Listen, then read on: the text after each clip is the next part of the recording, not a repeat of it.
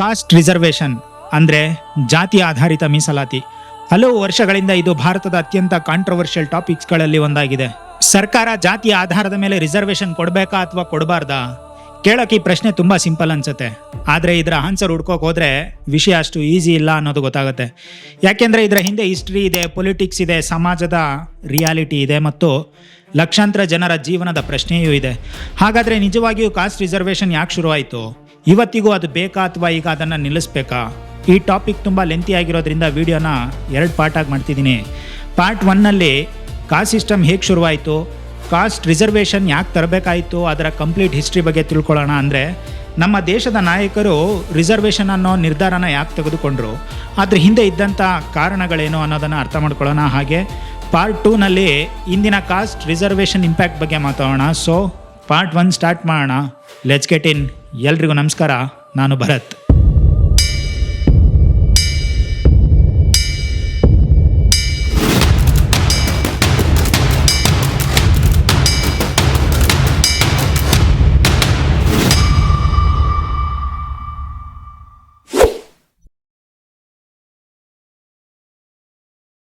Cost reservation ಬಗ್ಗೆ ಮಾತಾಡಬೇಕಂದ್ರೆ ಮೊದಲು cost discrimination ಅಂದರೆ ಜಾತಿ ಆಧಾರಿತ ತಾರತಮ್ಯದ ಬಗ್ಗೆ ಮಾತಾಡಲೇಬೇಕು. ಯಾಕಂದರೆ ಅದನ್ನು ಅರ್ಥ ಮಾಡ್ಕೊಳ್ಳದೆ ರಿಸರ್ವೇಷನ್ ಯಾಕೆ ಬಂತು ಅನ್ನೋದು ಅರ್ಥ ಆಗಲ್ಲ. ಇವತ್ತಿನ ದಿನಗಳಲ್ಲೂ ಜಾತಿ ಆಧಾರಿತ ತಾರತಮ್ಯ ಇದೆಯಾ ಅಥವಾ ಅದು ಕೇವಲ ಹಿಸ್ಟ್ರಿ ಬುಕ್ಸ್ಗಳಲ್ಲಿ ಮಾತ್ರ ಉಳಿದಿದೆಯಾ? ನಗರಗಳಲ್ಲಿರುವ ಹಲವರಿಗೆ ಇವೆಲ್ಲ ಈಗ ಇಲ್ಲ, ಇದು ಹಳೆಯ ಕಾಲದ ವಿಷಯ ಅಂತ ಅನ್ನಿಸ್ಬೋದು. ಆದರೆ ರಿಯಾಲಿಟಿ ಸ್ವಲ್ಪ ಬೇರೆಯೇ ಇದೆ. ಈ ಮ್ಯಾಪ್ ನೋಡಿ, ಇಂದಿಗೂ ಭಾರತದ ಹಲವು ಜಿಲ್ಲೆಗಳಲ್ಲಿ ಅನ್ಟಚಬಿಲಿಟಿ ಅಂದರೆ ಅಸ್ಪರ್ಶತೆಯನ್ನು ಫಾಲೋ ಮಾಡುವ ಫ್ಯಾಮಿಲೀಸ್ ಎಷ್ಟಿವೆ ಅನ್ನೋದು ತೋರಿಸುತ್ತೆ. ನೀವು ನೋಡಿದರೆ ಆಶ್ಚರ್ಯ ಆಗ್ಬೋದು. ಉತ್ತರ ಪ್ರದೇಶ, ಬಿಹಾರ ಮತ್ತು ಮಧ್ಯಪ್ರದೇಶದ ಹಲವಾರು ಜಿಲ್ಲೆಗಳಲ್ಲಿ ಈ ಸಂಖ್ಯೆ 50%ಗಿಂತ ಹೆಚ್ಚಾಗಿದೆ. ಅಂದರೆ ಅನ್ಟಚಬಿಲಿಟಿ ಅನ್ನೋದು ಕೇವಲ ಹಿಸ್ಟ್ರಿ ಅಲ್ಲ, ಭಾರತದ ಕೆಲವು ಭಾಗಗಳಲ್ಲಿ ಇವತ್ತಿಗೂ ಅದು ಒಂದು ರಿಯಾಲಿಟಿ ಆಗಿದೆ. ಅಷ್ಟೇ ಅಲ್ಲ, 2016ರಲ್ಲಿ social attitude research India Delhi, Mumbai, Rajasthan ಮತ್ತು ಉತ್ತರ ಪ್ರದೇಶದಲ್ಲಿ ಒಂದು ಫೋನ್ ಸರ್ವೆ ನಡೆಸಿತ್ತು. ಆ ಸರ್ವೆನಲ್ಲಿ ಜನರನ್ನ ಒಂದು ಸಿಂಪಲ್ ಕ್ವೆಶ್ಚನ್ ಕೇಳಿದ್ರು: ನಿಮ್ಮ ಮನೆಯಲ್ಲಿ ಜಾತಿ ಆಧಾರಿತ ತಾರತಮ್ಯ ನಡೆಯುವುದನ್ನು ನೀವು ನೋಡಿದ್ದೀರಾ ಅಥವಾ ನೀವು ಸ್ವತಃ ಅಂತಹ ತಾರತಮ್ಯವನ್ನು ಫಾಲೋ ಮಾಡ್ತೀರಾ ಅಂತ. ಅದರ ರಿಸಲ್ಟ್ ತುಂಬ ಶಾಕಿಂಗ್ ಆಗಿತ್ತು. ಸುಮಾರು 39% ನಾನ್ ದಲಿತ್ ಹಿಂದೂ ವುಮನ್ ತಮ್ಮ ಮನೆಯಲ್ಲಿರುವ ಯಾರಾದರೂ ಅನ್ಟಚಬಿಲಿಟಿ ಫಾಲೋ ಮಾಡ್ತಾರೆ ಅಂತ ಒಪ್ಕೋತಾರೆ. ಇನ್ನೂ ಆಶ್ಚರ್ಯದ ವಿಷಯ ಏನಂದರೆ ಸುಮಾರು 21% ನಾನ್ ದಲಿತ್ ಹಿಂದೂ ವುಮನ್ ತಾವು ಸ್ವತಃ ಅನ್ಟಚಬಿಲಿಟಿ ಫಾಲೋ ಮಾಡ್ತವೆ ಅಂತ ಹೇಳ್ತಾರೆ. ಇನ್ನು ರಾಜಸ್ಥಾನದಲ್ಲಿ ಸುಮಾರು 60% non Dalit respondents inter caste marriage ಅಂದರೆ ಬೇರೆ ಜಾತಿಯವರ ಜೊತೆ ಮದುವೆ ಆಗೋದನ್ನು ನಿಲ್ಲಿಸಬೇಕು ಅಂತ ಅಭಿಪ್ರಾಯಪಟ್ಟಿದ್ರು. ಅದೇ ಸರ್ವೆನಲ್ಲಿ ದೆಲ್ಲಿಯ ಸುಮಾರು 43% ಜನರು ರಿಸರ್ವೇಷನನ್ನು ವಿರೋಧಿಸಿ ಸೀಟ್ಸ್ ಜಾತಿಯ ಆಧಾರದ ಮೇಲಲ್ಲ, ಮೆರಿಟ್ ಆಧಾರದ ಮೇಲೆ ಕೊಡಬೇಕು ಅಂತ ಹೇಳಿದರು. ರಿಸರ್ವೇಷನನ್ನು ಸಪೋರ್ಟ್ ಮಾಡೋರು ಇವತ್ತಿಗೂ ಭಾರತದಲ್ಲಿ ಕಾಸ್ಟ್ ಡಿಸ್ಕ್ರಿಮಿನೇಷನ್ ಇದೆ, ಜನರು ಜಾತಿಯ ಕಾರಣಕ್ಕೆ ಅವಕಾಶಗಳಿಂದ ವಂಚಿತರಾಗ್ತಿದ್ದಾರೆ, ಹಾಗಾಗಿ ಕಾಸ್ಟ್ ರಿಸರ್ವೇಷನ್ ಇನ್ನೂ ಬೇಕು ಅಂತ ವಾದಿಸ್ತಾರೆ. ಇನ್ನೊಂದು ಕಡೆ ರಿಸರ್ವೇಷನನ್ನು ಆಪೋಸ್ ಮಾಡೋರು ಸೀಟ್ಸ್ ಮತ್ತು ಜಾಬ್ಸ್ ಜಾತಿಯ ಆಧಾರದ ಮೇಲಲ್ಲ, ಮೆರಿಟ್ಸ್ ಆಧಾರದ ಮೇಲೆ ಸಿಗಬೇಕು ಅಂತ ಹೇಳ್ತಾರೆ. ಅವ್ರು ಹೇಳೋದು ಕಾಸ್ಟ್ ರಿಸರ್ವೇಷನ್ ಸಮಾಜದಲ್ಲಿ ಈಕ್ವಾಲಿಟಿ ತರೋ ಬದಲು ಜನರನ್ನು ಮತ್ತೆ ಜಾತಿಯ ಆಧಾರದ ಮೇಲೆ ವಿಭಜಿಸುತ್ತೆ ಅಂತ ಹೇಳುತ್ತೆ. ಹಾಗಾದರೆ ಈ 2 ವಾದಗಳಲ್ಲಿ ಯಾವ್ದು ಸರಿ? ಅದನ್ನು ಅರ್ಥ ಮಾಡ್ಕೋಬೇಕಂದ್ರೆ ಮೊದಲು ನಾವು ಹಿಸ್ಟ್ರಿ ಕಡೆ ಹೋಗಬೇಕು. ಯಾಕೆಂದರೆ ರಿಸರ್ವೇಷನ್ ಯಾಕೆ ಶುರುವಾಯಿತು ಅನ್ನೋದನ್ನು ತಿಳಿಯದೆ ಅದರ ಬಗ್ಗೆ ಸರಿಯಾದ ಅಭಿಪ್ರಾಯಕ್ಕೆ ಬರೋದಕ್ಕೆ ಸಾಧ್ಯವಿಲ್ಲ. ಈಗ ಒಂದು ಪ್ರಶ್ನೆ ಬರುತ್ತೆ, ಕಾಸ್ಟ್ ಸಿಸ್ಟಮ್ ಅಂದರೆ ಜಾತಿ ವ್ಯವಸ್ಥೆ ಶುರುವಾಗಿದ್ದು ಹೇಗೆ?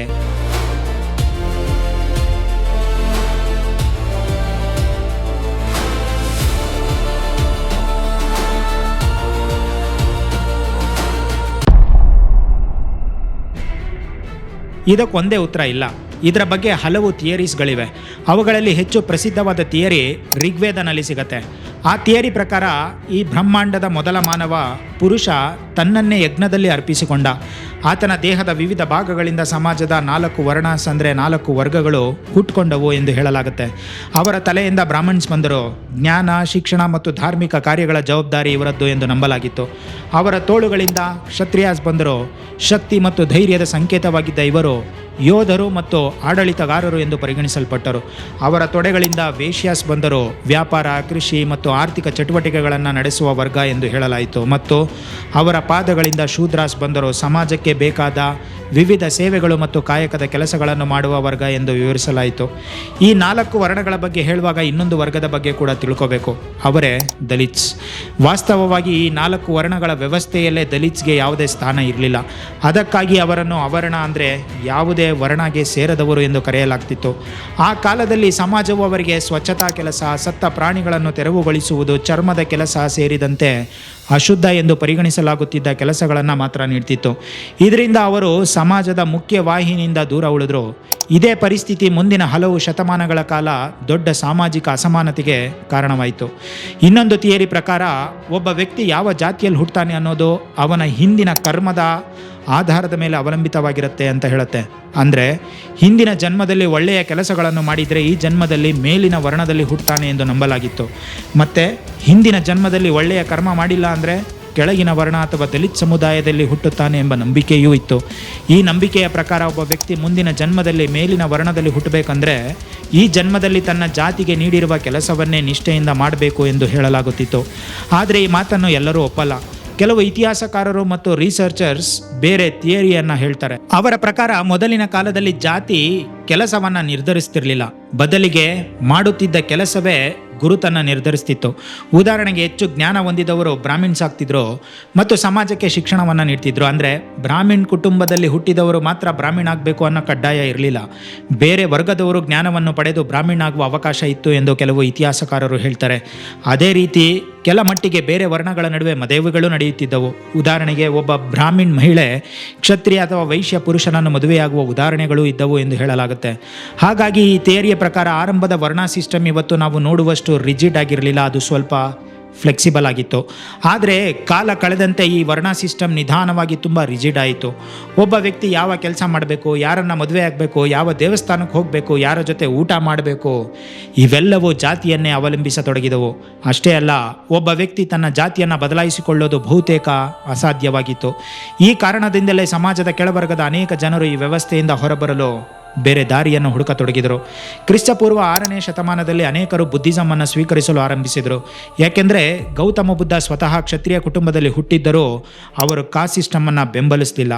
ಅವರ ಸಂದೇಶ ತುಂಬ ಸಿಂಪಲ್ ಆಗಿತ್ತು. ಒಬ್ಬ ವ್ಯಕ್ತಿಯ ಮೌಲ್ಯವನ್ನು ಅವನ ಜಾತಿಯಿಂದಲ್ಲ, ಅವನ ಕರ್ಮ ಮತ್ತು ನಡವಳಿಕೆಯಿಂದ ಅಳಿಬೇಕು.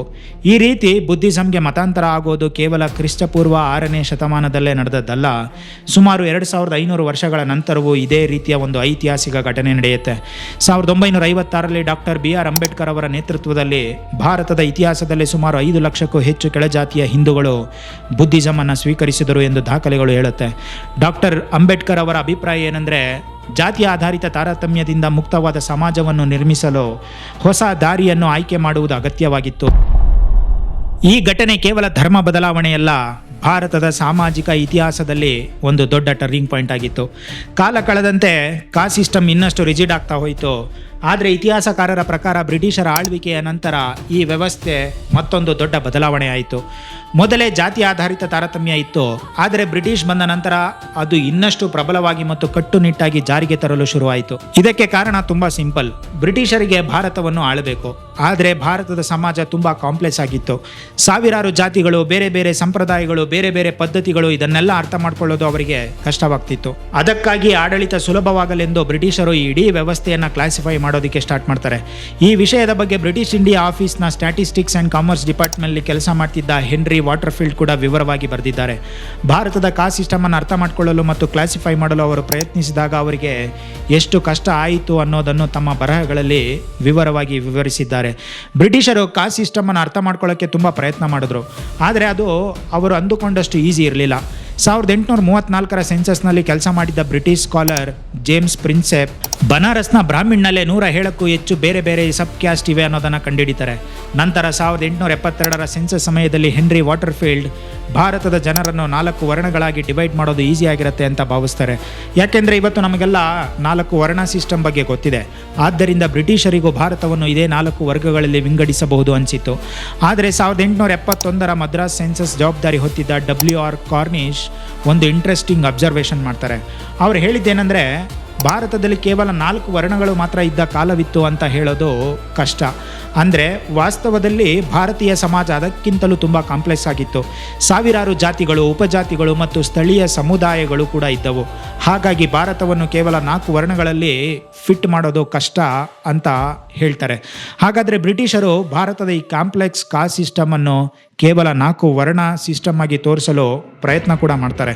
ಆ ವ್ಯವಸ್ಥೆಯಲ್ಲಿ ಬ್ರಾಹ್ಮಣರನ್ನು ಮೇಲಿನ ವಿಶೇಷ ಹಕ್ಕು ಹೊಂದಿದ ವರ್ಗವಾಗಿ ತೋರಿಸಲಾಯಿತು. ಆದರೆ ಈ ಕೆಲಸವನ್ನು ಬ್ರಿಟಿಷ್ ಒಬ್ಬರೇ ಮಾಡಲಿಲ್ಲ. ಅವರಿಗೆ ಕೆಲ ಬ್ರಾಹ್ಮಿಣ್ ಸ್ಕಾಲರ್ನ ಸಹಾಯವೂ ಸಿಕ್ತು. 1772ರಲ್ಲಿ ವಾರನ್ ಹೇಸ್ಟಿಂಗ್ಸ್ ಭಾರತದಲ್ಲಿ ಹಿಂದೂ ಮತ್ತು ಮುಸ್ಲಿಂ ಲಾ ಅನ್ನು ವ್ಯವಸ್ಥಿತವಾಗಿ ಜಾರಿಗೆಗೊಳಿಸಲು ಪ್ರಯತ್ನ ಮಾಡಿದನು. ಅದಕ್ಕಾಗಿ ಅವರು 11 ಬ್ರಾಹ್ಮಿಣ್ ಪಂಡಿತರನ್ನು ನೇಮಿಸ್ತಾರೆ. ಕೆಲವು ಇತಿಹಾಸಕಾರರ ಪ್ರಕಾರ ಈ ಪಂಡಿತ್ಸ್ ವೈದಿಕ ಕಾನೂನು, ವೇದಿಕ್ ಲಾಸ್ ಹೆಚ್ಚು ವ್ಯಾಪಕವಾಗಿ ಅನ್ವಯಿಸುವಂತೆ ವಿವರಿಸ್ತಾರೆ. ಇದನ್ನೇ ಕೆಲವರು ಬ್ರಾಹ್ಮಣಿಸಮ್ ಅಥವಾ ಬ್ರಾಹ್ಮಣಿಕಲ್ ಸಿಸ್ಟಮ್ ಎಂದು ಕರೀತಾರೆ. ಅವರ ವಾದ ಏನಂದರೆ, ಅದಕ್ಕೂ ಮೊದಲು ಭಾರತದಲ್ಲಿ ಎಲ್ಲ ಭಾಗಗಳಲ್ಲಿ 4 ವರ್ಣ ಸಿಸ್ಟಮ್ ಒಂದೇ ರೀತಿಯಲ್ಲಿ ಕಟ್ಟುನಿಟ್ಟಾಗಿ ಪಾಲನೆ ಆಗ್ತಿರಲಿಲ್ಲ. ಭಾರತದಲ್ಲಿ ಸ್ಥಳದಿಂದ ಸ್ಥಳಕ್ಕೆ ಸಾಮಾಜಿಕ ವ್ಯವಸ್ಥೆ ಬದಲಾಗ್ತಿತ್ತು. ಆದರೆ ಬ್ರಿಟಿಷ್ ಆಡಳಿತದ ಸಮಯದಲ್ಲಿ ಈ ವ್ಯವಸ್ಥೆಯನ್ನು ದಾಖಲೆಗಳ ಮೂಲಕ ಹೆಚ್ಚು ಫಿಕ್ಸ್ ಮತ್ತು ರಿಜಿಡ್ ಮಾಡಲಾಯಿತು ಎಂದು ಕೆಲವು ಇತಿಹಾಸಕಾರರು ಅಭಿಪ್ರಾಯಪಡ್ತಾರೆ. ಇದರ ಪರಿಣಾಮವಾಗಿ ಮೇಲ್ಜಾತಿ ಮತ್ತು ಕೆಳಜಾತಿಗಳ ನಡುವಿನ ಅಂತರ ಇನ್ನಷ್ಟು ಹೆಚ್ಚಾಯಿತು ಎಂದು ಹಲವರು ವಾದಿಸ್ತಾರೆ. ಈ ವಿಚಾರವನ್ನು ಭಾರತೀಯ ಸಮಾಜಶಾಸ್ತ್ರಜ್ಞ MN ಶ್ರೀನಿವಾಸ್ ಕೂಡ ವಿವರಿಸ್ತಾರೆ. ಅವರ ಪ್ರಕಾರ ಬ್ರಿಟಿಷ್ ರೂಲ್ ಬಂದ ನಂತರ ಭಾರತದ ಕಾಸ್ಟ್ ಸಿಸ್ಟಮ್ ಇನ್ನಷ್ಟು ರಿಜಿಡ್ ಆಯಿತು.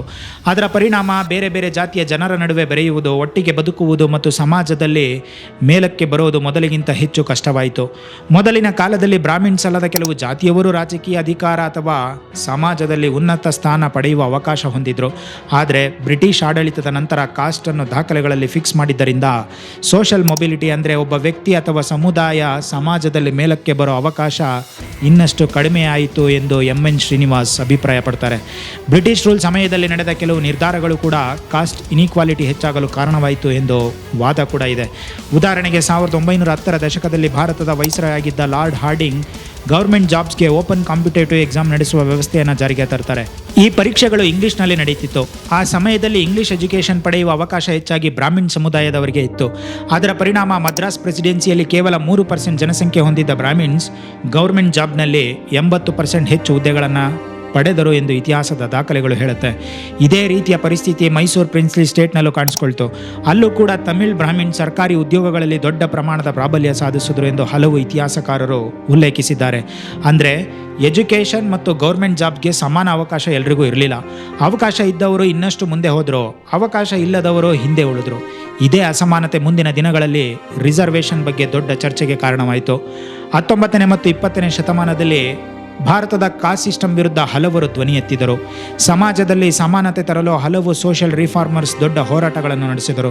ಅವರ ಬಗ್ಗೆ ಎಲ್ಲರನ್ನೂ ಒಂದೇ ವಿಡಿಯೋದಲ್ಲಿ ವಿವರವಾಗಿ ಮಾತನಾಡೋಕೆ ಸಾಧ್ಯ ಇಲ್ಲ. ಆದರೆ ಕಾಸ್ಟ್ ರಿಸರ್ವೇಷನ್ ಹಿಸ್ಟ್ರಿ ಬಗ್ಗೆ ಅರ್ಥ ಮಾಡ್ಕೋಬೇಕಾದ್ರೆ 3 ವ್ಯಕ್ತಿಗಳ ಬಗ್ಗೆ ತಿಳ್ಕೊಳ್ಳೇಬೇಕು. ಮೊದಲನೆಯವರು ಛತ್ರಪತಿ ಶಾಹು ಮಹಾರಾಜ್, ಎರಡನೆಯವರು ಜ್ಯೋತಿರಾವ್ ಫುಲೆ, ಮೂರನೆಯವರು ಡಾಕ್ಟರ್ BR ಅಂಬೇಡ್ಕರ್. ಈ 3 ತಮ್ಮ ಜೀವನವನ್ನೇ ಸಮಾಜದಲ್ಲಿ ಈಕ್ವಾಲಿಟಿ ತರಲು ಮೀಸಲಿಟ್ಟಿದ್ದರು. ಇವತ್ತು ಭಾರತದಲ್ಲಿ ರಿಸರ್ವೇಷನ್, ಸೋಷಿಯಲ್ ಜಸ್ಟಿಸ್ ಮತ್ತು ಈಕ್ವಲ್ ಆಪರ್ಚುನಿಟೀಸ್ ಬಗ್ಗೆ ನಾವು ಮಾತನಾಡ್ತಿದ್ದೀವಿ ಅಂದರೆ ಅದರ ಅಡಿಪಾಯ ಹಾಕಿದ ಪ್ರಮುಖ ವ್ಯಕ್ತಿಗಳಲ್ಲಿ ಇವರು ಸೇರಿದ್ದಾರೆ. ಕಾಸ್ಟ್ ಸಿಸ್ಟಮ್ ವಿರುದ್ಧ ಹೋರಾಟ ಮಾಡಿದ ಪ್ರಮುಖ ನಾಯಕರಲ್ಲಿ ಮೊದಲ ಹೆಸರು ಛತ್ರಪತಿ ಶಾಹು ಮಹಾರಾಜ್.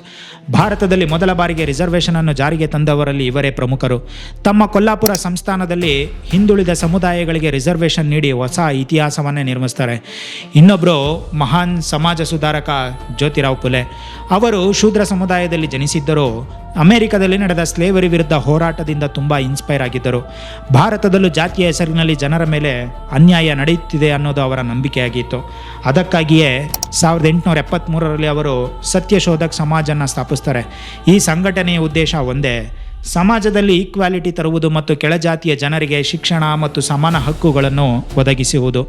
ಜ್ಯೋತಿರಾವ್ ಫುಲೆ ವೇದಗಳ ಪವಿತ್ರತೆಯನ್ನು ಪ್ರಶ್ನಿಸ್ತಾರೆ. ಜೊತೆಗೆ ಹಿಂದೂ ಧರ್ಮದ ಮೇಲೆ ಕೇವಲ ಬ್ರಾಹ್ಮಣರಿಗಷ್ಟೇ ಅಧಿಕಾರ ಇರಬೇಕು ಅನ್ನುವ ಕಲ್ಪನೆಯನ್ನು ಅವರು ಒಪ್ಪಲಿಲ್ಲ. ಅವರ ಅಭಿಪ್ರಾಯ ತುಂಬ ಸ್ಪಷ್ಟವಾಗಿತ್ತು. ಧರ್ಮವಾಗಲಿ, ಶಿಕ್ಷಣವಾಗಲಿ ಅಥವಾ ಸಮಾಜವಾಗಲಿ ಅದು ಎಲ್ಲರಿಗೂ ಸಮಾನವಾಗಿರಬೇಕು. 20ನೇ ಶತಮಾನದಲ್ಲಿ ಕಾಸ್ಟ್ ಸಿಸ್ಟಮ್ ವಿರುದ್ಧ ಅತ್ಯಂತ ದೊಡ್ಡ ಹೋರಾಟದ ನಡೆಸಿದ ವ್ಯಕ್ತಿ ಡಾಕ್ಟರ್ BR ಅಂಬೇಡ್ಕರ್. ಅವರು ಕೇವಲ ಭಾರತದ ಸಂವಿಧಾನ ಶಿಲ್ಪಿ ಮಾತ್ರ ಅಲ್ಲ, ಜಾತಿ ಆಧಾರಿತ ತಾರತಮ್ಯದ ವಿರುದ್ಧ ಧ್ವನಿ ಎತ್ತಿದ ಅತ್ಯಂತ ಪ್ರಭಾವಶಾಲಿ ನಾಯಕರಲ್ಲಿ ಒಬ್ಬರು. ಡಾಕ್ಟರ್ ಅಂಬೇಡ್ಕರ್ ಅವರು ಅನಿಲೇಷನ್ ಆಫ್ ಕಾಸ್ಟ್ ಮತ್ತು ದ ಎಮೆನ್ಸಿಫಿಕೇಶನ್ ಆಫ್ ದಿ ಅನ್ಟಚಬಲ್ಸ್ ಅನ್ನುವ ಪ್ರಮುಖ ಪುಸ್ತಕಗಳನ್ನು ಬರೀತಾರೆ. ಈ ಪುಸ್ತಕಗಳಲ್ಲಿ ಅವರು ಕಾಸ್ಟ್ ಸಿಸ್ಟಮ್ ಅನ್ನು ತೀವ್ರವಾಗಿ ಟೀಕಿಸಿ ಸಮಾಜದಲ್ಲಿ ಸಮಾನತೆ ತರಬೇಕಾದ ಅಗತ್ಯವನ್ನು ಕೂಡ ವಿವರಿಸ್ತಾರೆ. ಅಂಬೇಡ್ಕರ್ ಅವರ ಅಭಿಪ್ರಾಯ ಏನಂದ್ರೆ, ಶತಮಾನಗಳಿಂದ ಅನ್ಯಾಯ ಅನುಭವಿಸುತ್ತಿದ್ದ ದಲಿತ ಸಮುದಾಯಕ್ಕೆ ಅವರು ಡಿಪ್ರೆಸ್ ಕ್ಲಾಸಸ್ ಅಂತ ಕರೀತಾರೆ. ರಾಜಕೀಯದಲ್ಲಿ ಮತ್ತು ಸರ್ಕಾರದಲ್ಲಿ ಪ್ರತ್ಯೇಕ ರೆಪ್ರೆಸೆಂಟೇಷನ್ ಇರಬೇಕು. ಅವರ ವಾದ ಕೇವಲ ಬ್ರಿಟಿಷ್ ಗೌರ್ಮೆಂಟ್ ವಿರುದ್ಧ ಮಾತ್ರ ಇರಲಿಲ್ಲ. ಭಾರತದ ಸಾಮಾಜಿಕ ವ್ಯವಸ್ಥೆಯಲ್ಲಿ ಶತಮಾನಗಳಿಂದ ಇದ್ದ ಜಾತಿ ಆಧಾರಿತ ಅಸಮಾನತೆಯ ವಿರುದ್ಧವೂ ಅವರು ಧ್ವನಿ ಎತ್ತುತ್ತಾರೆ. ಅವರ ನಂಬಿಕೆ ತುಂಬ ಸ್ಪಷ್ಟವಾಗಿತ್ತು. ನಿಜವಾದ ಈಕ್ವಾಲಿಟಿ ಬರಬೇಕಾದ್ರೆ ಸಮಾಜದಲ್ಲಿ ಹಿಂದುಳಿದವರಿಗೆ ಕೇವಲ ಸಹಾನುಭೂತಿ ಸಾಕಾಗೋಲ್ಲ, ಅವರಿಗೆ ರೆಪ್ರೆಸೆಂಟೇಷನ್ ಮತ್ತು ಈಕ್ವಲ್ ಆಪರ್ಚುನಿಟೀಸ್ ಕೂಡ ಸಿಗಬೇಕು. 20ನೇ ಶತಮಾನದಲ್ಲಿ ಡಾಕ್ಟರ್ BR ಅಂಬೇಡ್ಕರ್ ಅವರ ಹೋರಾಟ ಇನ್ನಷ್ಟು ಬಲವಾಗತೊಡಗಿತು. 1930ರಲ್ಲಿ ನಾಗ್ಪುರದಲ್ಲಿ ಅವರು ಡಿಪ್ರೆಸ್ ಕ್ಲಾಸ್ ಕಾಂಗ್ರೆಸ್ ಅನ್ನು ಆಯೋಜಿಸ್ತಾರೆ. ಅಲ್ಲಿ ಅವರು ಒಂದು ದೊಡ್ಡ ಮಾತು ಹೇಳ್ತಾರೆ, ಶತಮಾನಗಳಿಂದ ಶೋಷಣೆಗೆ ಒಳಗಾದ ಜನರಿಗೆ ಕೇವಲ ಬ್ರಿಟಿಷರಿಂದ ಸ್ವಾತಂತ್ರ್ಯ ಸಾಕಾಗಲ್ಲ, ಅವರಿಗೆ ಸಾಮಾಜಿಕ ಮತ್ತು ರಾಜಕೀಯವಾಗಿ ನಿಜವಾದ ಸ್ವಾತಂತ್ರ್ಯ ಬೇಕು ಎಂದು ಅವರು ವಾದಿಸ್ತಾರೆ. ಅಂಬೇಡ್ಕರ್ ಅಭಿಪ್ರಾಯ ಏನಂದರೆ, ಹಿಂದುಳಿದ ಸಮುದಾಯಗಳಿಗೆ ತಮ್ಮದೇ ಆದ ರಾಜಕೀಯ ರೆಪ್ರೆಸೆಂಟೇಷನ್ ಇರಬೇಕು. ಆಗ ಮಾತ್ರ ಅವರ ಸಮಸ್ಯೆಗಳು ನಿಜವಾಗಿಯೂ ಸರ್ಕಾರದ ಮಟ್ಟದಲ್ಲಿ ಕೇಳಿಸಿಕೊಳ್ಳುತ್ತವೆ. ಈ ಬೇಡಿಕೆಯನ್ನು ಗಮನಿಸಿದ British prime minister Ramsay MacDonald August 1932ರಲ್ಲಿ ಕಮ್ಯುನಲ್ ಅವಾರ್ಡ್ ಅನ್ನು ಘೋಷಿಸ್ತಾರೆ. ಅದರ ಪ್ರಕಾರ ಡಿಪ್ರೆಸ್ ಕ್ಲಾಸಸ್ಗೆ ಸಪರೇಟ್ ಎಲೆಕ್ಟೊರೇಟ್ ಅಂದರೆ ಪ್ರತ್ಯೇಕ ಮತದಾರರ ಕ್ಷೇತ್ರವನ್ನು ನೀಡಲು ನಿರ್ಧರಿಸಲಾಯಿತು. ಇದರ ಅರ್ಥ ಏನಂದರೆ, ಆ ಸಮುದಾಯದ ಜನರು ತಮ್ಮ ಪ್ರತಿನಿಧಿಗಳನ್ನು ತಾವೇ ಆಯ್ಕೆ ಮಾಡಿಕೊಳ್ಳುವ ಅವಕಾಶ ಪಡೀತಿದ್ರು. ಇದು ಕೇವಲ ಡಿಪ್ರೆಸ್ ಕ್ಲಾಸಸ್ಗೆ ಮಾತ್ರ ಅಲ್ಲ, ಮುಸ್ಲಿಂ, ಪಾರ್ಸಿ, ಆಂಗ್ಲೋ ಇಂಡಿಯನ್ ಸೇರಿದಂತೆ ಕೆಲವು ಇತರ ಅಲ್ಪಸಂಖ್ಯಾತ ಸಮುದಾಯಗಳಿಗೂ ಸಪರೇಟ್ ಎಲೆಕ್ಟೊರೇಟ್ ನೀಡುವ ಯೋಜನೆಯಾಗಿತ್ತು. ಆದರೆ ಈ ನಿರ್ಧಾರವನ್ನು ಮಹಾತ್ಮ ಗಾಂಧೀಜಿ ತೀವ್ರವಾಗಿ ವಿರೋಧಿಸ್ತಾರೆ. ಅಲ್ಲಿಂದಲೇ ಭಾರತದ ಇತಿಹಾಸದ ಅತ್ಯಂತ ಮಹತ್ವದ ರಾಜಕೀಯ ಘಟನೆಗಳಲ್ಲಿ ಒಂದಾದ ಪೂನಾ ಪ್ಯಾಕ್ಟ್ ಕಡೆಗೆ ಕತೆ ಸಾಗುತ್ತೆ. ಇಲ್ಲಿ ಒಂದು ವಿಷಯವನ್ನು ಮೊದಲು ಅರ್ಥ ಮಾಡ್ಕೋಬೇಕು. ಸಪರೇಟ್ ಎಲೆಕ್ಟೊರೇಟ್ ಅಂದರೆ ಏನು? ಸಪರೇಟ್ ಎಲೆಕ್ಟೊರೇಟ್ ಅಂದರೆ ಒಂದು ಕ್ಷೇತ್ರದಲ್ಲಿ ಆ ಸಮುದಾಯದ ಜನರು ಮಾತ್ರ ಮತ ಹಾಕುವುದು ಮತ್ತು ತಮ್ಮ ಪ್ರತಿನಿಧಿಯನ್ನು ತಾವೇ ಆಯ್ಕೆ ಮಾಡಿಕೊಳ್ಳೋದು. ಡಾಕ್ಟರ್ BR ಅಂಬೇಡ್ಕರ್ ಅವರ ಬೇಡಿಕೆಯೂ ಇದೇ ಆಗಿತ್ತು. ದಲಿತ ಸಮುದಾಯಕ್ಕೆ ತಮ್ಮದೇ ಆದ ರಾಜಕೀಯ ರೆಪ್ರೆಸೆಂಟೇಷನ್ ಇರಬೇಕು ಅನ್ನೋದು ಅವರ ಉದ್ದೇಶವಾಗಿತ್ತು. ಇನ್ನೊಂದು ಕಡೆ ಜಾಯಿಂಟ್ ರಿಸರ್ವ್ಡ್ ಎಲೆಕ್ಟೊರೇಟ್ ಅನ್ನೋ ವ್ಯವಸ್ಥೆಯಲ್ಲಿ ಮತ ಹಾಕುವ ಹಕ್ಕು ಎಲ್ಲರಿಗೂ ಇರುತ್ತೆ. ಆದರೆ ರಿಸರ್ವ್ಡ್ ಸೀಟ್ ಆಗಿರೋದ್ರಿಂದ ಚುನಾವಣೆಗೆ ಸ್ಪರ್ಧಿಸುವ ಅಭ್ಯರ್ಥಿ ಮಾತ್ರ ದಲಿತ ಸಮುದಾಯದವರಾಗಿರಬೇಕು. ಆಗಸ್ಟ್ 1932ರಲ್ಲಿ ಬ್ರಿಟಿಷ್ ಗೌರ್ಮೆಂಟ್ ದಲಿತ್ಸ್ಗೆ ಸಪರೇಟ್ ಎಲೆಕ್ಟೊರೇಟ್ ನೀಡಲು ಒಪ್ಪಿದಾಗ ಮಹಾತ್ಮ ಗಾಂಧಿ ಅದನ್ನು ತೀವ್ರವಾಗಿ ವಿರೋಧಿಸ್ತಾರೆ. ಗಾಂಧೀಜಿಯವರ ಅಭಿಪ್ರಾಯ ಏನಂದರೆ, ಈ ವ್ಯವಸ್ಥೆ ದಲಿತ್ಸ್ ಮತ್ತು ಉಳಿದ ಹಿಂದೂಸ್ ನಡುವಿನ ಅಂತರವನ್ನು ಇನ್ನಷ್ಟು ಹೆಚ್ಚಿಸುತ್ತೆ, ಸಮಾಜವನ್ನು ಒಂದಾಗಿಸುವ ಬದಲು ಇನ್ನಷ್ಟು ವಿಭಜಿಸುತ್ತೆ ಅಂತ ಅವರು ನಂಬ್ತಾರೆ. ಅದಕ್ಕಾಗಿ ಅವರು ಯರವಡ ಜೈಲಿನಲ್ಲಿದ್ದಾಗ ಈ ನಿರ್ಧಾರವನ್ನು ವಿರೋಧಿಸಿ ಫಾಸ್ಟ್ ಅಂಡ್ ಟು ಡೆತ್ ಅಂದರೆ ಅಮರಣಾಂತ ಉಪವಾಸ ಸತ್ಯಾಗ್ರಹವನ್ನು ಘೋಷಣೆ ಮಾಡ್ತಾರೆ. ಈ ಉಪವಾಸವೇ ಮುಂದೆ ಭಾರತದ ಇತಿಹಾಸದ ಅತ್ಯಂತ ಮಹತ್ವದ ಒಪ್ಪಂದಗಳಲ್ಲಿ ಒಂದಾದ ಪೂನಾ ಪ್ಯಾಕ್ಟ್ಗೆ ದಾರಿ ಮಾಡಿಕೊಡ್ತು. ಆದರೆ ಡಾಕ್ಟರ್ BR ಅಂಬೇಡ್ಕರ್ ತಮ್ಮ ನಿಲುವಿನಿಂದ ಹಿಂದೆ ಸರಿಲಿಲ್ಲ. ಅವರ ನಂಬಿಕೆ ತುಂಬ ಸ್ಪಷ್ಟವಾಗಿತ್ತು. ದಲಿತ ಸಮುದಾಯಕ್ಕೆ ಸಪರೇಟ್ ಎಲೆಕ್ಟೊರೇಟ್ ಸಿಕ್ಕರೆ ಮಾತ್ರ ಅವರು ನಿಜವಾದ ರಾಜಕೀಯ ರೆಪ್ರೆಸೆಂಟೇಷನ್ ಪಡಿತಾರೆ ಎಂದು ಅವರು ವಾದಿಸ್ತಾರೆ. ಅಂಬೇಡ್ಕರ್ ಅವರ ಅಭಿಪ್ರಾಯ ಏನಂದರೆ, ಜಾಯಿಂಟ್ ಎಲೆಕ್ಟೊರೇಟ್ ಇದ್ದರೆ ದಲಿತ ಅಭ್ಯರ್ಥಿಗಳು ಗೆಲ್ಲಲು ಬಹುಸಂಖ್ಯಾತರ ಮತಗಳ ಮೇಲೆ ಅವಲಂಬಿಸಬೇಕಾಗತ್ತೆ. ಆಗ ಅವರು ತಮ್ಮ ಸಮುದಾಯದ ಧ್ವನಿಯಾಗುವುದಕ್ಕಿಂತ ಬಹುಸಂಖ್ಯಾತರ ಒತ್ತಡಕ್ಕೆ ಒಳಗಾಗುವ ಸಾಧ್ಯತೆ ಹೆಚ್ಚು ಅಂತ ಅವರು ನಂಬಿರ್ತಾರೆ. We think that if you have a common electorate, we would be submerged, you see, and the nominees of the scheduled caste who would be elected, who would be really slaves of the Hindus, not independent people. ಆದರೆ ಇನ್ನೊಂದು ಕಡೆ ಮಹಾತ್ಮ ಗಾಂಧಿ ಅವರ ಅಮರಣಾಂತ ಉಪವಾಸ ಮುಂದುವರಿತಿತ್ತು. ದಿನದಿಂದ ದಿನಕ್ಕೆ ಅವರ ಆರೋಗ್ಯ ಹದಗೆಡತೊಡಗಿತು. ದೇಶಾದ್ಯಂತ ಭಾರಿ ಒತ್ತಡ ನಿರ್ಮಾಣ ಆಯಿತು. ಕೊನೆಗೆ ಡಾಕ್ಟರ್ ಅಂಬೇಡ್ಕರ್ ಮತ್ತು ಗಾಂಧಿ ನಡುವೆ ಒಂದು ಮಾತುಕತೆ ನಡೆಯುತ್ತೆ. ಈ ಮಾತುಕತೆಯ ಫಲವೇ ಪೂನಾ ಪ್ಯಾಕ್ಟ್. ಈ ಒಪ್ಪಂದದ ಪ್ರಕಾರ ದಲಿತ್ಸ್ಗೆ ಸಪರೇಟ್ ಎಲೆಕ್ಟೊರೇಟ್ ನೀಡುವ ನಿರ್ಧಾರವನ್ನು ಕೈ ಬಿಡಲಾಯಿತು. ಅದರ ಬದಲು ಜಾಯಿಂಟ್ ಎಲೆಕ್ಟೊರೇಟ್ ವ್ಯವಸ್ಥೆಯಲ್ಲಿ ಅವರಿಗೆ ಹೆಚ್ಚು ರಿಸರ್ವ್ಡ್ ಸೀಟ್ಸ್ ನೀಡಲು ಒಪ್ಪಿಗೆ ನೀಡಲಾಯಿತು. ಇದರಿಂದ ಮೊದಲು ಡಿಪ್ರೆಸ್ ಕ್ಲಾಸಸ್ಗೆ ನೀಡಲಾಗಿದ್ದ 78 ರಿಸರ್ವ್ಡ್ ಸೀಟ್ಸ್ಗಳ ಸಂಖ್ಯೆಯನ್ನು ಹೆಚ್ಚಿಸಿ 148ಕ್ಕೆ ಮಾಡಲಾಯಿತು. ಈ ಪೂನಾ ಪ್ಯಾಕ್ಟ್ ಭಾರತದ ರಿಸರ್ವೇಷನ್ ಹಿಸ್ಟ್ರಿಯಲ್ಲಿ ಒಂದು ದೊಡ್ಡ ಟರ್ನಿಂಗ್ ಪಾಯಿಂಟ್ ಆಯಿತು. ಮುಂದೆ ಭಾರತದ ಸಂವಿಧಾನದ ಮೇಲೂ ಈ ಒಪ್ಪಂದ ಪ್ರಭಾವ ಕಂಡುಬಂತು. ಇಂದಿಗೂ ಹಲವರು ಒಂದು ಪ್ರಶ್ನೆಯನ್ನು ಕೇಳ್ತಾರೆ. ಆಗ ಡಾಕ್ಟರ್ BR ಅಂಬೇಡ್ಕರ್ ಕೇಳಿದಂತೆ ದಲಿತ್ಸ್ಗೆ ಸಪ್ರೇಟ್ ಎಲೆಕ್ಟ್ರೇಟ್ ಕೊಟ್ಟಿದ್ರೆ ಇವತ್ತು ಅವರ ಪರಿಸ್ಥಿತಿ ಬೇರೆ ಆಗಿರ್ತಿತ್ತಾ ಅಂತ. ಈ ಪ್ರಶ್ನೆಗೆ ಹಲವಾರು ರೀತಿಯ ಅಭಿಪ್ರಾಯಗಳನ್ನು ವ್ಯಕ್ತಪಡಿಸ್ತಾರೆ. ಕೆಲವರು ಸಪ್ರೇಟ್ ಎಲೆಕ್ಟ್ರೇಟ್ ಸಿಕ್ಕಿದ್ರೆ ದಲಿತ್ ಸಮುದಾಯಕ್ಕೆ ಇನ್ನಷ್ಟು ಸ್ವತಂತ್ರ ರಾಜಕೀಯ ರೆಪ್ರೆಸೆಂಟೇಷನ್ ಸಿಗ್ತಿತ್ತು ಅಂತ ಹೇಳ್ತಾರೆ. ಇನ್ನು ಕೆಲವರು ಜಾಯಿಂಟ್ ಎಲೆಕ್ಟ್ರೇಟ್ನೇ ದೇಶದ ಏಕತೆಗೆ ಒಳ್ಳೆಯದು ಅಂತ ಕೂಡ ವಾದಿಸ್ತಾರೆ. ಆದರೆ ಇದರ ಬಗ್ಗೆ ಒಂದು ವಿಷಯವನ್ನು ಸ್ಪಷ್ಟವಾಗಿ ಅರ್ಥ ಮಾಡ್ಕೋಬೇಕು. ಇವೆಲ್ಲವೂ ಇಂದು ನಾವು ಮಾಡುವ ಊಹೆಗಳು, ಸ್ಪೆಕ್ಯುಲೇಷನ್ಸ್ ಮಾತ್ರ. ಸಪ್ರೇಟ್ ಎಲೆಕ್ಟ್ರೇಟ್ ನಿಜವಾಗಿಯೂ ಜಾರಿಯಾಗಿದ್ದರೆ ಭಾರತ ಹೇಗಿರ್ತಿತ್ತು ಅನ್ನೋದಕ್ಕೆ ನಮ್ಮ ಬಳಿ ಯಾವುದೇ ಖಚಿತವಾದ ಎವಿಡೆನ್ಸ್ ಅಥವಾ ರಿಸರ್ಚ್ ಇಲ್ಲ. ನಂತರ 1947ರಲ್ಲಿ ಭಾರತಕ್ಕೆ ಸ್ವಾತಂತ್ರ್ಯ ಸಿಕ್ಕ ನಂತರ ಡಾಕ್ಟರ್ BR ಅಂಬೇಡ್ಕರ್ ಸೇರಿದಂತೆ ಸಂವಿಧಾನ ರಚಿಸಿದ ನಾಯಕರು ಶತಮಾನಗಳಿಂದ ಹಿಂದುಳಿದಿದ್ದ ಸಮುದಾಯಗಳಿಗೆ ವಿಶೇಷ ಅವಕಾಶ ನೀಡುವ ನಿರ್ಧಾರ ತೆಗೆದುಕೊಳ್ತಾರೆ. ಅದರ ಭಾಗವಾಗಿಯೇ ಶೆಡ್ಯೂಲ್ ಕಾಸ್ಟ್ ಮತ್ತು ಶೆಡ್ಯೂಲ್ ಟ್ರೈಬ್ ಸಮುದಾಯಗಳಿಗೆ ಎಜುಕೇಷನ್, ಗೌರ್ಮೆಂಟ್ ಜಾಬ್ಸ್ ಮತ್ತು ಪೊಲಿಟಿಕ್ಸ್ನಲ್ಲಿ ರಿಸರ್ವೇಷನ್ ನೀಡಲಾಯಿತು. ರಾಜಕೀಯ ರೆಪ್ರೆಸೆಂಟೇಷನ್ ವಿಷಯಕ್ಕೆ ಬಂದಾಗ ಸಪರೇಟ್ ಎಲೆಕ್ಟ್ರೇಟ್ ವ್ಯವಸ್ಥೆಯನ್ನು ತರಲಿಲ್ಲ, ಬದಲಿಗೆ ಜಾಯಿಂಟ್ ಎಲೆಕ್ಟ್ರೇಟ್ ವ್ಯವಸ್ಥೆಯನ್ನೇ ಮುಂದುವರಿಸಲಾಯಿತು. ಅಂದರೆ ಮತ ಹಾಕೋದು ಎಲ್ಲರೂ ಹಾಕ್ತಾರೆ, ಆದರೆ ರಿಸರ್ವ್ಡ್ ಕಾನ್ಸ್ಟಿಟ್ಯೂಯೆನ್ಸಿಯಲ್ಲಿ ಚುನಾವಣೆಗೆ ನಿಲ್ಲೋದು ಮಾತ್ರ SC ಅಥವಾ ST ಅಭ್ಯರ್ಥಿಗಳು. ಅದಕ್ಕಾಗಿಯೇ ಇವತ್ತು 543 ಲೋಕಸಭಾ ಸೀಟ್ಸ್ಗಳಲ್ಲಿ 84 ಶೆಡ್ಯೂಲ್ ಕಾಸ್ಟ್ ಮತ್ತು 47 ಸೀಟ್ಸ್ ಶೆಡ್ಯೂಲ್ ಟ್ರೈಬ್ಸ್ಗೆ ರಿಸರ್ವ್ಡ್ ಆಗಿವೆ. ಭಾರತದ ಸಂವಿಧಾನ ರಚಿಸುವಾಗ ಕೇವಲ ರಾಜಕೀಯ ರಿಸರ್ವೇಷನ್ ಮಾತ್ರ ಅಲ್ಲ, ಶಿಕ್ಷಣ, ಸರ್ಕಾರಿ ಉದ್ಯೋಗಗಳಲ್ಲೂ ಹಿಂದುಳಿದ ಸಮುದಾಯಗಳಿಗೆ ಅವಕಾಶ ಸಿಗಬೇಕು ಎಂದು ನಿರ್ಧರಿಸಲಾಯಿತು. ಅದಕ್ಕಾಗಿಯೇ 1950ರಲ್ಲಿ ಸಂವಿಧಾನದ ಆರ್ಟಿಕಲ್ 15 ಮತ್ತು ಆರ್ಟಿಕಲ್ 16 ಸೇರಿಸಲಾಯಿತು. ಈ ಆರ್ಟಿಕಲ್ಸ್ ಪ್ರಕಾರ ಸಾಮಾಜಿಕ ಮತ್ತು ಶೈಕ್ಷಣಿಕವಾಗಿ ಹಿಂದುಳಿದ ವರ್ಗಗಳ ಅಭಿವೃದ್ಧಿಗಾಗಿ ಸರ್ಕಾರ ವಿಶೇಷ ಕ್ರಮಗಳನ್ನು, ಅಂದರೆ ರಿಸರ್ವೇಷನ್ ಸೇರಿದಂತೆ ಸ್ಪೆಷಲ್ ಪ್ರಾವಿಷನ್ಸ್ ಮಾಡಬಹುದು. ಅದರ ಆಧಾರದ ಮೇಲೆಯೇ ಎಜುಕೇಷನ್ ಮತ್ತು ಗೌರ್ಮೆಂಟ್ ಜಾಬ್ಸ್ನಲ್ಲಿ ರಿಸರ್ವೇಷನ್ ವ್ಯವಸ್ಥೆ ಜಾರಿಗೆ ಬಂತು. ಇವತ್ತು ಭಾರತದ ಜನಸಂಖ್ಯೆಯನ್ನು ಆಧಾರವಾಗಿ ತೆಗೆದುಕೊಂಡು ಸುಮಾರು 15% ರಿಸರ್ವೇಷನ್ ಶೆಡ್ಯೂಲ್ ಕಾಸ್ಟ್ ಮತ್ತು 7.5% ರಿಸರ್ವೇಷನ್ ಶೆಡ್ಯೂಲ್ ಟ್ರೈಬ್ಸ್ಗೆ ನೀಡಲಾಗಿದೆ. ಆರಂಭದಲ್ಲಿ ಭಾರತದಲ್ಲಿ ರಿಸರ್ವೇಷನ್ ಕೇವಲ ಶೆಡ್ಯೂಲ್ ಕಾಸ್ಟ್ ಮತ್ತು ಶೆಡ್ಯೂಲ್ ಟ್ರೈಬ್ಸ್ ಸಮುದಾಯಗಳಿಗೆ ಮಾತ್ರ ಇತ್ತು. ಆದರೆ ನಂತರ ಇನ್ನೊಂದು ದೊಡ್ಡ ಬದಲಾವಣೆ ಆಯಿತು. 1990ರ ದಶಕದಲ್ಲಿ ಮಂಡಲ್ ಕಮಿಷನ್ ರಿಪೋರ್ಟ್ ಆಧಾರದ ಮೇಲೆ ಅದರ್ ಬ್ಯಾಕ್ವರ್ಡ್ ಕ್ಲಾಸಸ್ ಅಂದರೆ OBC ಸಮುದಾಯಕ್ಕೂ ರಿಸರ್ವೇಷನ್ ನೀಡಲು ಸರ್ಕಾರ ನಿರ್ಧರಿಸಿತು. ಅದರ ನಂತರ ಸೆಂಟ್ರಲ್ ಗೌರ್ಮೆಂಟ್ ಜಾಬ್ಸ್ ಮತ್ತು ನಂತರ ಸೆಂಟ್ರಲ್ ಎಜುಕೇಷನಲ್ ಇನ್ಸ್ಟಿಟ್ಯೂಷನ್ಗಳಲ್ಲಿ OBCಗೆ 27% ರಿಸರ್ವೇಷನ್ ಜಾರಿಗೆ ಬಂತು. ಇದರೊಂದಿಗೆ ಸೆಂಟ್ರಲ್ ಗೌರ್ಮೆಂಟ್ ಮಟ್ಟದಲ್ಲಿ ಒಟ್ಟು ರಿಸರ್ವೇಷನ್ ಪ್ರಮಾಣ 49.5ಕ್ಕೆ ಏರ್ತು. ಅಂದರೆ ಶೆಡ್ಯೂಲ್ ಕಾಸ್ಟ್ಗೆ 15%, ಶೆಡ್ಯೂಲ್ ಟ್ರೈಬ್ಸ್ಗೆ 7.5% ಮತ್ತು OBCಗೆ 27% ರಿಸರ್ವೇಷನ್ ಸೇರಿ ಒಟ್ಟು 49.5% ರಿಸರ್ವೇಷನ್ ವ್ಯವಸ್ಥೆ ರೂಪುಗೊಳ್ತು. ಆದರೆ ರಿಸರ್ವೇಷನ್ ಬಗ್ಗೆ ನಿರ್ಧಾರ ತೆಗೆದುಕೊಳ್ಳುವ ಅಧಿಕಾರ ಕೇವಲ ಸೆಂಟ್ರಲ್ ಗೌರ್ಮೆಂಟ್ ಮಾತ್ರ ಇರಲಿಲ್ಲ. ಸ್ಟೇಟ್ ಗೌರ್ಮೆಂಟ್ಸ್ಗಳಿಗೂ ತಮ್ಮ ರಾಜ್ಯದ ಪರಿಸ್ಥಿತಿಗೆ ಅನುಗುಣವಾಗಿ ಕೆಲವು ಸಮುದಾಯಗಳಿಗೆ ರಿಸರ್ವೇಷನ್ ನೀಡುವ ಅಧಿಕಾರ ಇದೆ ಅನ್ನೋದು ಕೂಡ ಸ್ಪಷ್ಟ ಆಯಿತು. ಅದಕ್ಕಾಗಿಯೇ ಬೇರೆ ಬೇರೆ ರಾಜ್ಯಗಳಲ್ಲಿ ಬೇರೆ ಬೇರೆ ಸಮುದಾಯಗಳ ರಿಸರ್ವೇಷನ್ಗಾಗಿ ಬೇಡಿಕೆ ನಡೀತಾ ಇರುತ್ತೆ.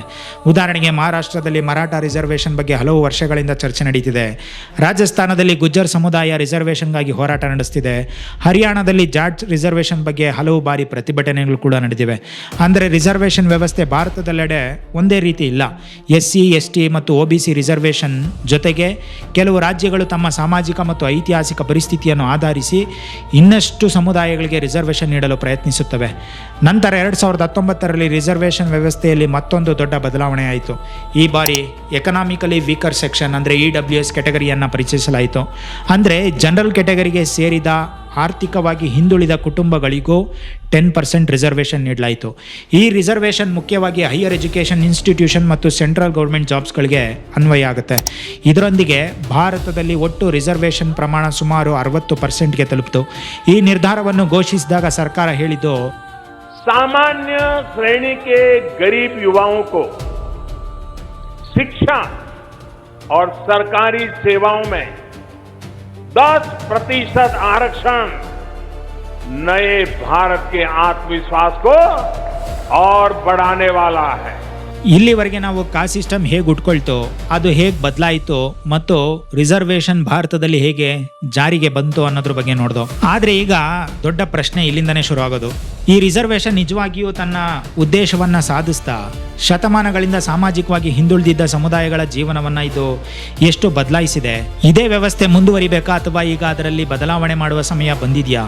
ಮೆರಿಟ್ ಮತ್ತು ಸೋಷಿಯಲ್ ಜಸ್ಟಿಸ್ ಈ ಎರಡರ ನಡುವಿನ ಸರಿಯಾದ ಬ್ಯಾಲೆನ್ಸ್ ಹೇಗೆ ಸಿಗಬೇಕು, ಈ ಎಲ್ಲ ಪ್ರಶ್ನೆಗಳಿಗೆ ಕೆಲವು ಡೇಟಾ, ರಿಸರ್ಚ್ ಮತ್ತು ಫ್ಯಾಕ್ಟ್ಸ್ಗಳಿಂದ ಉತ್ತರ ಹುಡುಕೋ ಪ್ರಯತ್ನ ಮಾಡಬೇಕು. ಹಾಗಾಗಿ ಇದನ್ನು ಪಾರ್ಟ್ 2ನಲ್ಲಿ ರಿಸರ್ವೇಷನ್ ನಿಜವಾದ ಇಂಪ್ಯಾಕ್ಟ್ ಏನು ಮತ್ತು ಅದರ ಪ್ರೋಸ್ ಆ್ಯಂಡ್ ಕಾನ್ಸ್, ರಿಸರ್ಚರ್ಸ್ ಏನು ಹೇಳುತ್ತೆ ಮತ್ತು ಭವಿಷ್ಯದಲ್ಲಿ ರಿಸರ್ವೇಷನ್ ಇರಬೇಕಾ, ಬದಲಾಗಬೇಕಾ ಅಥವಾ ಸಂಪೂರ್ಣವಾಗಿ ತೆಗೆದಾಕಬೇಕಾ ಅನ್ನುವಂಥ ಎಲ್ಲ ಪ್ರಶ್ನೆಗಳನ್ನು ಪಾರ್ಟ್ 2ನಲ್ಲಿ ನೋಡೋಣ.